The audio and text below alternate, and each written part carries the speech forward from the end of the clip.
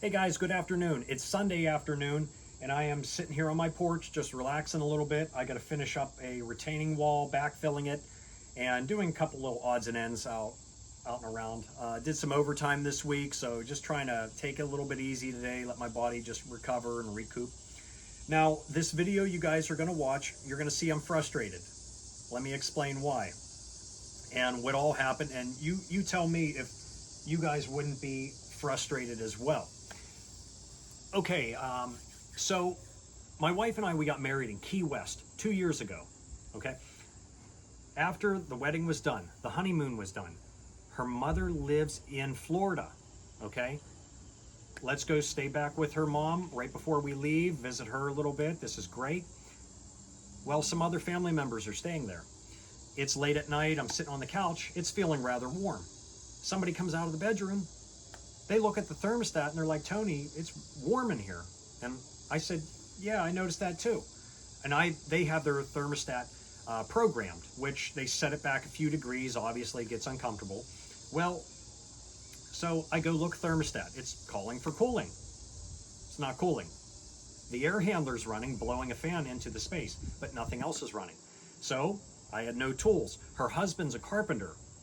Carpenter's tools, plumber's tools, heating and air tools, they're all different, okay, obviously. Now, the only thing I have is my senses, my ears, my eyes, my nose. So let's see what we can do. First thing, thermostat, calling for cooling. I go to the breaker's on. I go out to the condenser. The condenser is sitting there humming. I can feel heat actually coming out of the condenser. That was and I can hear a click every so often. What was going on was the compressor has a safety inside. It has an internal overload. It's a thermostatic safety switch, okay? When it heats up to a certain point, it breaks the connection, shutting down the compressor. It saves the motor, basically.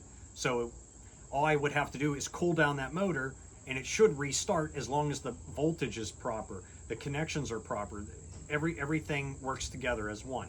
Well, so I noticed the fan motor would not kick on unless I physically would spin it, which you could see in this video. So what I did was I opened up the panel. I had to get some tools. All I found was a ratchet and a 5/16 socket. So I didn't even have a nut runner. So very frustrating. Found it was a bad dual capacitor. Okay. It was a trane unit. It was under warranty. So what I did was I called to trane. I got a hold of their after hours number. Yes, it's under warranty. That's all good. Here's the information, model serial number. Okay, what is your Florida contractor's license number? What? I don't know what they're talking about. I have many different certifications, license and whatnot for many different areas and buildings and to work on certain equipment.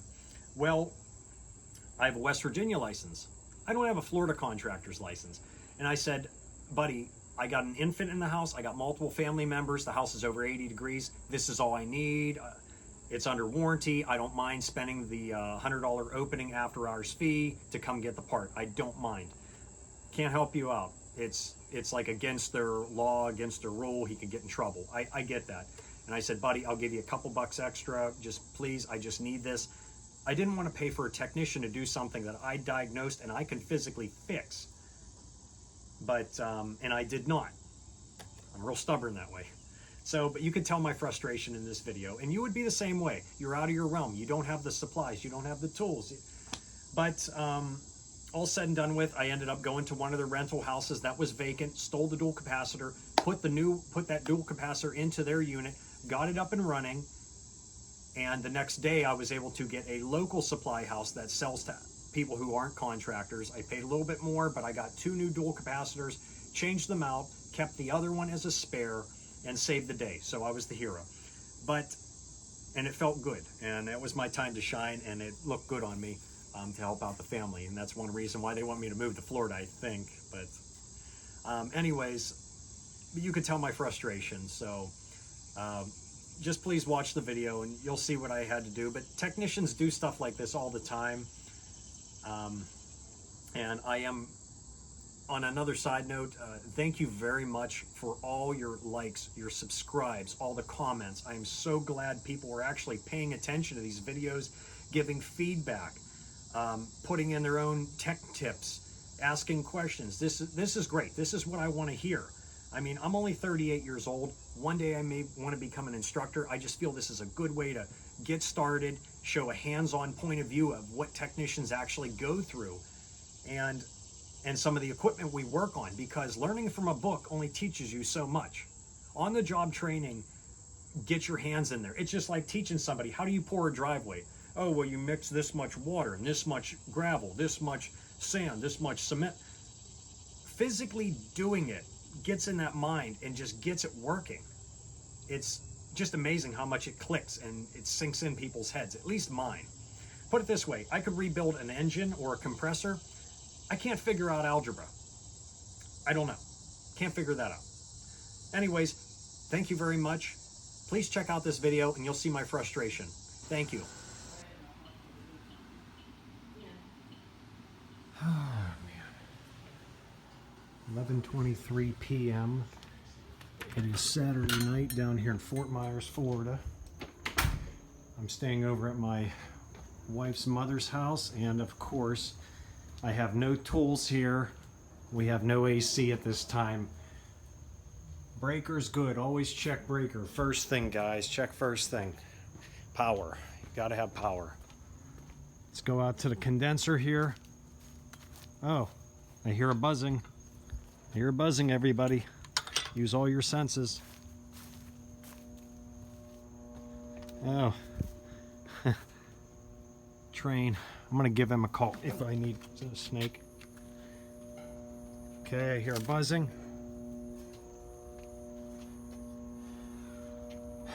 Man, I got no tools here. God damn. Either we've got a bad fan motor, could be a there we go. Yeah, I think our cap's going bad, or it is bad. Come on, kick on. I might have to cool down that compressor. That better not be oil residue. No, that's not. Okay, well that's one good thing, but my compressor's not on. It might be too damn hot, which means using a garden hose, run water over top of the compressor with the power off. The overload could be open on the compressor at this time. Yep, it's tripping out on its internal overload. What I'm going to do here, I gotta find a 5/16 nut runner to get those screws out, and take a look at that capacitor. Most likely it is bad. Yeah, this is all I have right now. But I'm gonna shut the breaker off and I'm gonna touch that compressor. It's probably burning hot as we speak. Let that thing cool down and then check her out. Okay guys, wish me luck. I'll give you a heads up here, I guess tomorrow morning. So, all right, doesn't fail. Ooh, tools. Okay, have a good day. Okay guys, back at it. Okay, I managed to get a tool, 5/16 inch nut runner. I ran the garden hose out here, like so. I did shut off the power inside on the breaker panel. Lock the door there, I don't want dogs coming out. So I'm currently cooling that compressor. It is very hot. I did get my hands in there. That compressor is very hot right now. Okay? Now, like I said, that humming noise, our fan wasn't turning. Da, da, da, da. Dual capacitor. You see how the top's lifted up? That is bad. They get overworked here down in Florida especially. There's our microfarads. I do not have a meter to check that, but that is a telltale sign that it is bad. So I gotta make a quick call to somebody down here, phone a friend and see if I can snag one real quick to cool the fan down. So, I want to do that. It's always something. It's Tony. Hang on a second, guys. Okay, guys, because of this friggin' law down here in Florida, they won't sell me anything. So I have to steal the part from a working air conditioner.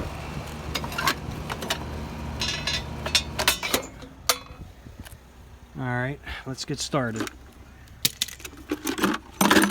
Just what I wanted to do at 12:30 in the morning. Okay, guys, thank you. Okay, guys, here's my dual capacitor. Let me set that down. Okay, under Florida law, since I do not have a Florida license, I have a Pennsylvania license. They won't sell me crap down here. Even if I tried paying the supply house guy more money, he would not open up because it would, if something would fall back on him, he could get in trouble. I understand. Okay, here's the other capacitor that I stole from the other location, the other house. It's currently running.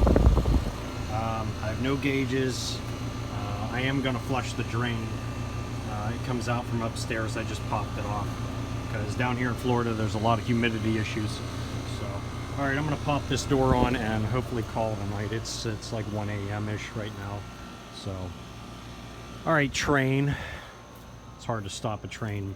My rear end. $15 dual capacitor. Won't sell me parts. I'm Tony the AC guy. I get it done. Have a good night, guys.